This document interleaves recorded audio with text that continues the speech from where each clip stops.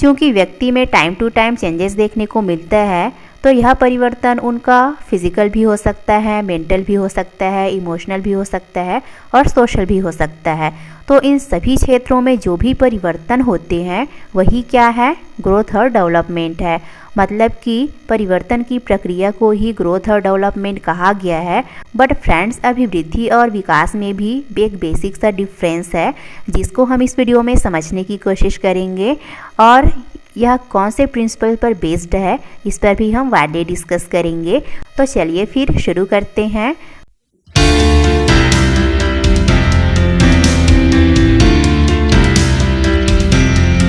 So friends, इस video में आगे बढ़ने से पहले इस टॉपिक से आपके क्वेश्चन पूछे जाते हैं, उसको हम थोड़ा सा देख लेते हैं।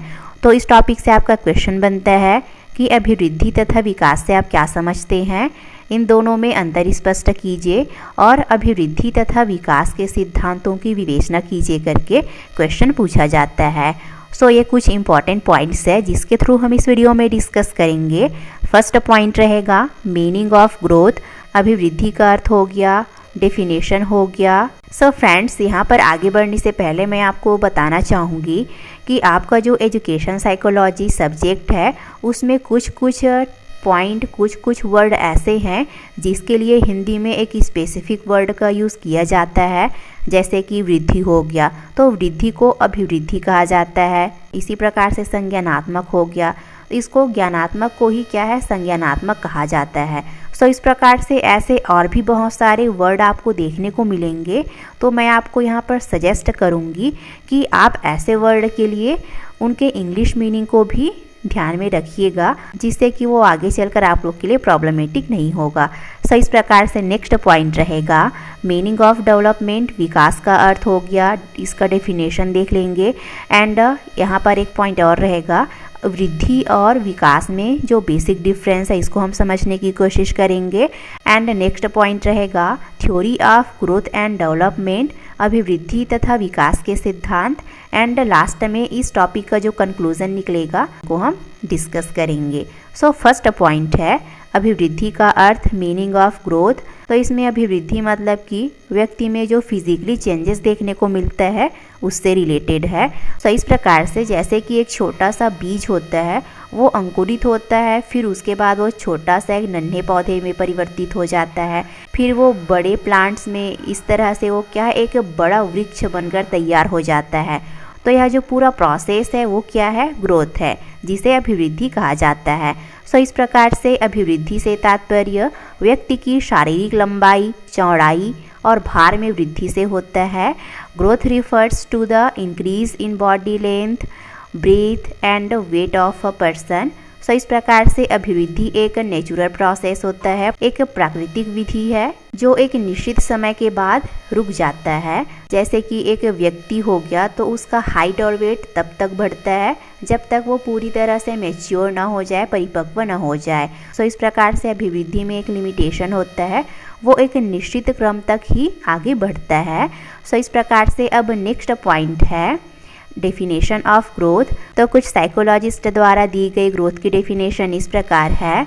सोरेनसन महोदय के अनुसार अभिवृद्धि से आशय शरीर तथा शारीरिक अंगों में भार तथा आकार की दृष्टि से वृद्धि होना है, ऐसी वृद्धि जिसका मापन हो सके। सो इस प्रकार से एक पॉइंट यहाँ पर और इंक्लूड हो जाता है कि ग्रोथ को हम मेज़रमेंट कर सकते हैं, उसको हम माप सकते हैं। जैसे कि व्यक्ति का हाइट और वेट हो गया, इसको हम मेज़रमेंट कर सकते हैं, माप सकते हैं। सो इस प्रकार से अभिवृद्धि का क्षेत्र सीमित होता है और यह मात्रात्मक होता है। सो आई होप कि आपको यहाँ तक से अच्छे से समझ में आ गए होंगे। अब नेक्स्ट पॉइंट है meaning of development. So friend, जैसा कि हमने पहले डिस्कस करा कि व्यक्ति में जो भी परिवर्तन देखने को मिलता है वो क्या है, ग्रोथ और डेवलपमेंट है।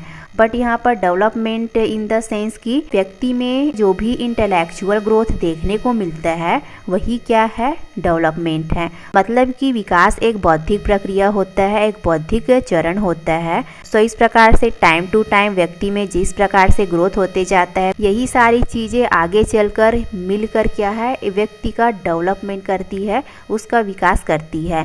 मतलब कि इसे हम और इजी वे में समझने की कोशिश करें तो कि विकास एक कंटिन्यूअसली प्रोसेस होता है, एक निरंतर प्रक्रिया होती है। यह समय के अनुसार आगे बढ़ता जाता है, इंक्रीज होते जाता है। तो यहाँ पर विकास का अर्थ दिया गया है कि व्यक्ति में यथा समय होने वाले विभिन्न परिवर्तनों को ही विकास कहा जाता है। इस परिवर्तन के अंतर्गत आ जाएगा आपका फिजिकल, मेंटल, इंटेलेक्चुअल और इमोशनल डेवलपमेंट। सो इस तरीके से इन विभिन्न क्षेत्रों में जो भी व्यक्ति में परिवर्तन देखने को मिलता है वही क्या है, विकास है। तो विकास प्रक्रिया से तात्पर्य बालक में शनय शनय उत्पन्न होने वाले सभी प्रकार के परिवर्तनों से होता है। मतलब कि जो डेवलपमेंट होता है वो समय के अनुसार कभी धीमी गति से, कभी तेज गति से, तो कभी सामान्य रूप से होते जाता है। सो इस प्रकार से the meaning of development is the various changes that take place in a person in a timely manner, it is called development. So friends, I hope कि आपको ग्रोथ और डेवलपमेंट के बारे में अच्छे से समझ में आ गए होंगे। अब नेक्स्ट पॉइंट है, लॉक के अनुसार डेवलपमेंट की डेफिनेशन इस प्रकार है, विकास के परिणाम स्वरूप व्यक्ति में नवीन विशेषताएं और नवीन योग्यता प्रस्फुटित होती है। As a result of development new characteristics and new abilities arise in the individual. So इस प्रकार से व्यक्ति टाइम के अकॉर्डिंग अपने में जो भी एबिलिटीज़ को डेवलप करता है, इन्हेंस करता है, समय के साथ साथ उनमें जो भी एबिलिटीज़ आते जाती है वही क्या है, डेवलपमेंट है। सो इस प्रकार से नेक्स्ट डेफिनेशन है, मुनरो के मतानुसार परिवर्तित श्रृंखला की वह अवस्था जिसमें बालक भ्रूण अवस्था से लेकर प्रौढ़ावस्था तक गुजरता है विकास कहलाता है। The stage of a series of changes in which the child passes from the embryonic stage to the adulthood is called development। सो इस प्रकार से अब नेक्स्ट पॉइंट है, difference between growth and development. तो इन दोनों में जो बेसिक डिफरेंस है इसको हम समझने के बाद हमारा जो ग्रोथ और डेवलपमेंट में कन्फ्यूज़न रहता है वो ज़रूर से दूर हो जाएगा। सो इस प्रकार से फर्स्ट कॉलम ग्रोथ के लिए है, सेकंड कॉलम डेवलपमेंट के लिए है। तो फर्स्ट पॉइंट है कि अभिवृद्धि का क्षेत्र सीमित होता है, इसमें एक लिमिटेशन होती है। मतलब कि जैसे कि व्यक्ति का हाइट और वेट हो गया, वो क्या है, एक निश्चित समय तक ही ग्रोथ करता है, आगे बढ़ता है, विकसित होता है, फिर वो एक निश्चित समय के बाद वो रुक जाता है। सो इस प्रकार से ग्रोथ का फील्ड एक लिमिट होता है, एक उसमें एक लिमिटेशन होती है। वहीं विकास की बात करें तो इसका क्षेत्र व्यापक होता है और टाइम टू टाइम यहाँ आगे बढ़ते जाता है, इंक्रीज होते जाता है। जैसे कि व्यक्ति का इंटेलेक्चुअल हो गया तो उनका बौद्धिक विकास क्या है, होते जाता है, समय के अनुसार क्या है, वो आगे बढ़ता जाता है। सो इस प्रकार से विकास का क्षेत्र व्यापक होता है। नेक्स्ट पॉइंट है, शारीरिक परिपक्वता प्राप्त करने के बाद वृद्धि रुक जाती है। जैसा कि हमने पहले डिस्कस करा कि व्यक्ति में परिपक्वता आ जाने के बाद वो रुक जाता है। सो नेक्स्ट पॉइंट है, विकास एक निरंतर चलने वाली प्रक्रिया है। Development is a continuous process और यह प्रोसेस व्यक्ति में कभी धीमी गति से, कभी तेज गति से, तो कभी सामान्य रूप से वो चलते रहता है, बट वो कभी नहीं रुकता, वो कंटिन्यूअसली चलते रहता है व्यक्ति के जीवन भर। सो इस प्रकार से नेक्स्ट पॉइंट है, अभिवृद्धि मात्रात्मक होती है, मतलब कि हम ग्रोथ को माप सकते हैं। सो नेक्स्ट पॉइंट है, इसका मापन गुणात्मक एवं मात्रात्मक दोनों तरीकों से किया जाता है। मतलब कि डेवलपमेंट क्वांटिटी और क्वालिटेटिव दोनों होता है। सो इस प्रकार से नेक्स्ट पॉइंट है, यह एक प्राकृतिक प्रक्रिया है, नेचुरल प्रोसेस है, जैसा कि हमने पहले डिस्कस करा। इसी प्रकार से डेवलपमेंट की हम बात करें तो मानव विकास में बौद्धिक स्तर पर बल दिया जाता है, जो कि डेवलपमेंट के अंतर्गत आ जाता है। सो नेक्स्ट पॉइंट है, अभिवृद्धि का स्वरूप बाह्य होता है। जैसा कि हम ह्यूमन बींग्स में जो भी बाहरी चेंजेस देखने को मिलता है वो सब क्या है, अभिवृद्धि है, मतलब कि ग्रोथ है। वहीं विकास आंतरिक होता है, मतलब कि बालक में समय के अनुसार जो भी उनका इमोशंस हो गया, उनका सामाजिक विकास, तो ये सारी चीज़ें क्या है, वो एक इंटरनल होता है। सो इस प्रकार से विकास आंतरिक होता है। सो नेक्स्ट पॉइंट है, अभिवृद्धि में कोई निश्चित क्रम नहीं होता है। मतलब कि किसी व्यक्ति में ग्रोथ तेज़ी से होता है, किसी का तेज़ी से हाइट बढ़ने लगता है, तो किसी का वेट तेज़ी से बढ़ने लगता है। सो इस प्रकार से ग्रोथ में कोई एक सिक्वेंशियली एक निश्चित क्रम में नहीं होता है, जबकि डेवलपमेंट एक निश्चित क्रम में होता है, कंटिन्यूअसली होता है। सो नेक्स्ट पॉइंट है, अभिवृद्धि का कोई लक्ष्य नहीं होता है, क्योंकि ये नेचुरल प्रोसेस है, इसको समय के अनुसार होना ही रहता है। जबकि डेवलपमेंट का कोई ना कोई लक्ष्य होता है, जैसे कि हमें बच्चे में उनका इंटेलेक्चुअल डेवलपमेंट करना है या फिर उनमें किसी क्वालिटीज़ को इन्हेंस करना है, तो यह पूरा प्रोसेस क्या हो गया, डेवलपमेंट हो गया, जिसका एक निश्चित गोल होता है, लक्ष्य होता है। सो फ्रेंड्स, आई होप कि आपको ग्रोथ और डेवलपमेंट में जो डिफरेंस है वो अच्छे से समझ में आ गए होंगे। अब नेक्स्ट पॉइंट है, अभिवृद्धि तथा विकास के सिद्धांत, theory of growth and development. इसको हम वाइडली समझने की कोशिश करेंगे, जो कि बहुत ही मोस्ट इम्पॉर्टेंट है। ये सारी चीज़ें आपके बीएड और डीएड के साथ ही साथ आने वाले टीचिंग एग्ज़ाम्स में भी बहुत ज़्यादा हेल्प करेंगी। सो इस प्रकार से फर्स्ट पॉइंट है व्यक्तिगत विभिन्नता का सिद्धांत, थ्योरी ऑफ इंडिविजुअल वेरिएशन। तो एक बच्चे का डेवलपमेंट उनके इंडिविजुअल डिफरेंसेस के बेसिस पर होता है, मतलब कि उनका इंडिविजुअल इंटरेस्ट हो गया, उनकी एबिलिटी हो गई, जो भी शक्तियां हैं, क्षमताएं हैं, और उन्हें जो भी अपॉर्चुनिटीज़, जो भी अवसर मिलता है उस पर डिपेंड करता है। मतलब कि इसे हम एक एग्जांपल के थ्रू समझने की कोशिश करते हैं। मान लो कि सेम एज के दो बच्चे हैं, चाहे वो ट्विंस मतलब कि जुड़वा बच्चे ही क्यों ना हो, बट इन दोनों बच्चों में फिजिकल, मेंटल और उनका सामाजिक विकास में विभिन्नताएं देखने को मिलती है, एक इंडिविजुअल डिफरेंशियलिटी पाई जाती है। सो इस प्रकार से वृद्धि तथा विकास व्यक्तिगत विभिन्नता के सिद्धांत पर कार्य करता है। सो नेक्स्ट पॉइंट है निरंतर विकास का सिद्धांत, थ्योरी ऑफ कंटिन्यूअस डेवलपमेंट। तो बच्चे का डेवलपमेंट एक कंटिन्यूअस प्रोसेस होता है, भले ही वह कभी तेज, कभी धीमा और कभी सामान्य हो सकता है। वहीं इसे हम दूसरे शब्दों में भी समझने की कोशिश करें तो शरीर के कुछ पार्ट्स ऐसे होते हैं, कुछ अंग ऐसे होते हैं जिनका डेवलपमेंट तेज़ी से होता है, और कुछ भाग ऐसे होते हैं जिनका डेवलपमेंट धीमी गति से होता है। सो इस प्रकार से शरीर के कुछ भागों में जो डेवलपमेंट होता है उनमें भिन्नताएं देखने को मिलता है, किसी में तेज़ गति से होता है तो किसी में धीमे गति से। सो इस प्रकार से जो डेवलपमेंट होता है वो एक कंटिन्यूअस प्रोसेस होता है। सो नेक्स्ट पॉइंट है विकास क्रम का सिद्धांत, theory of sequence of development. तो बच्चे का डेवलपमेंट सीक्वेंशियली होता है, मतलब कि जैसे कि एक टाइम के बाद उनका लैंग्वेज डेवलपमेंट होता है, उनका भाषाई विकास हो गया, व्याकरण से संबंधित डेवलपमेंट हो गया। तो इस तरीके से क्या है, यह सीक्वेंशियली होता है। सो इस प्रकार से यह समय के अनुसार विकसित होते रहता है, इनमें परिवर्तन होते रहते हैं। सो इस प्रकार से जैसे कि एक छोटा बच्चा होता है, वो 4 या फिर 5 मंथ का होता है, तो वह क्या है अपने मुंह से आवाज़ निकालना वो शुरू करता है, माँ, पा, फ, ब ऐसा करके। तो इस तरीके से क्या है वो आवाज़ निकालना शुरू करता है, वो ध्वनि निकालना शुरू करता है। तो इस तरीके से क्या है एक निश्चित समय के बाद ये सीक्वेंशियली डेवलप होते रहता है। तो इस प्रकार से अभिवृद्धि तथा विकास क्रम के सिद्धांत पर कार्य करता है।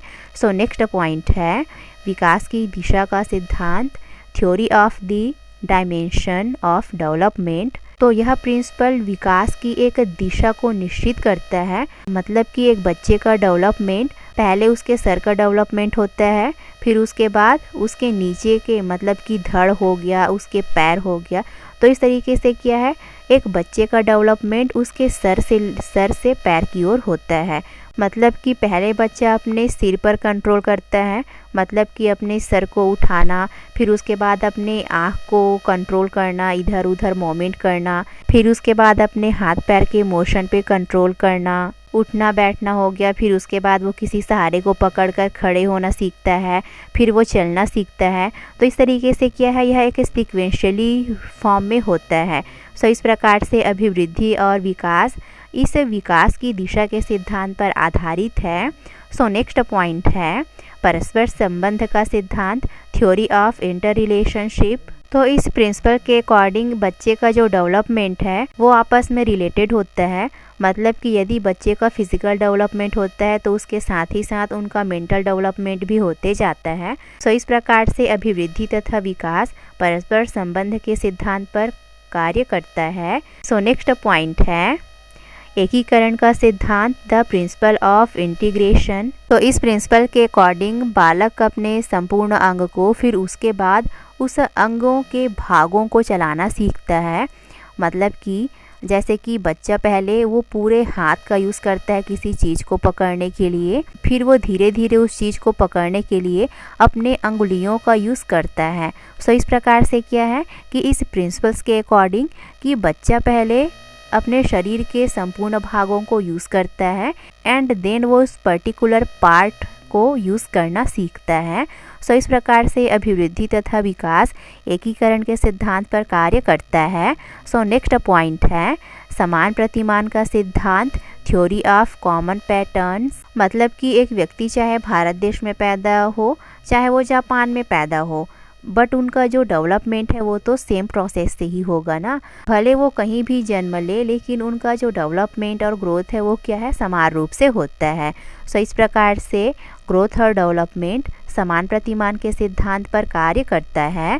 सो नेक्स्ट पॉइंट है इस प्रिंसिपल्स के अकॉर्डिंग कि एक बच्चे का डेवलपमेंट सामान्य से विशिष्टता की ओर होता है। मतलब कि ये पॉइंट भी एकीकरण के सिद्धांत के सिमिलर हैं। तो इस प्रिंसिपल्स के अकॉर्डिंग बच्चे का डेवलपमेंट सामान्य से विशिष्ट प्रतिक्रियाओं की ओर होता है। मतलब कि बच्चा शुरुआत में वो अपने सभी अंगों को हिलाता डुलाता है, फिर उसके बाद वो चलना फिरना सीखता है, फिर उसके बाद वो अपनी अंगुलियों को यूज़ करना सीखता है। सो इस प्रकार से एक व्यक्ति का डेवलपमेंट सामान्य से विशिष्ट प्रतिक्रियाओं की ओर होता है। सो इस प्रकार से नेक्स्ट पॉइंट है वंशानुक्रम तथा वातावरण की अंतःक्रिया का सिद्धांत, theory of inheritance and the interaction of environment. तो एक बच्चे का डेवलपमेंट उसके हेरिडिटी और इन्वायरमेंट पर भी डिपेंड करता है।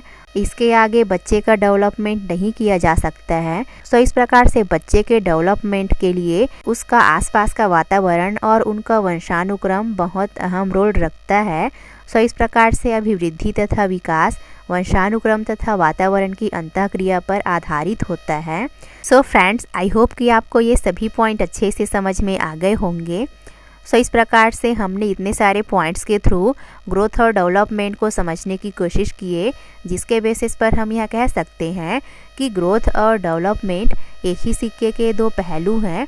मतलब कि ये एक दूसरे से अंतः संबंधित है, एक दूसरे को इम्पैक्ट करती है। तो इस वीडियो का PDF आपको टेलीग्राम चैनल B.Ed मंद्रास में मिल जाएगा, तो इसे आप वहां जाकर ज्वाइन कर सकते हैं। और आप चाहें तो इस चैनल को इंस्टाग्राम में भी फॉलो कर सकते हैं। सो फ्रेंड्स, वीडियो को लाइक और शेयर कर दीजिएगा, और इस चैनल को सब्सक्राइब कर लिया है तो बेल आइकन को ज़रूर से प्रेस कर लीजिए, ताकि इस चैनल पर आने वाले सभी वीडियोज़ के नोटिफिकेशन आप तक ईजिली पहुँच सके। Thanks for watching.